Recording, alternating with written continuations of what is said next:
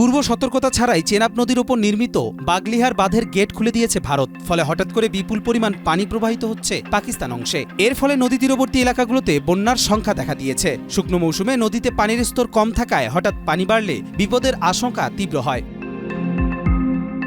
ভারতের রামবানে অবস্থিত বাগলিহার জলবিদ্যুৎ প্রকল্পের অন্তত ৩টি গেট গত ২ দিনে খুলে দেওয়া হয়েছে। টানা বৃষ্টির কারণে বাঁধে পানির চাপ বেড়ে যাওয়ায় এই পদক্ষেপ নেয় ভারত, যদিও ভারতীয় কর্তৃপক্ষ এ বিষয়ে আনুষ্ঠানিকভাবে কোনো ব্যাখ্যা দেয়নি।